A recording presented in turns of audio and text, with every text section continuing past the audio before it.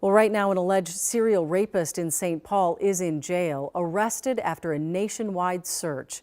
St. Paul police linked 18-year-old Rakai Davis to at least 3 sexual assaults on St. Paul's east side. St. Cloud police arrested him earlier this week. Tonight, police in both cities are sharing new details about the search and his arrest.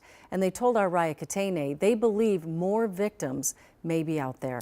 18-year-old Rakai Davis is facing multiple charges of criminal sexual conduct, and he was previously arrested in connection to one of these assaults, described in court records as a rape at gunpoint. But he posted bail and got out before DNA evidence linked him to the other cases. He's now being held without bond in Ramsey County. I actually went to the commander and said, I think we have a serial rapist. An alleged serial rapist, now behind bars after police say he sexually assaulted 3 women in St. Paul. First in May of 2023, then again in November and December of last year. 18-year-old Rakai Davis was taken into custody in St. Cloud on Monday after a nationwide warrant was issued for his arrest. It's a pretty heinous crime. Commander Eric Skog and Sergeant Nicole Bardot work in the sexual violence unit for St. Paul Police. They're complex cases. It's something that's going to be with these victims forever.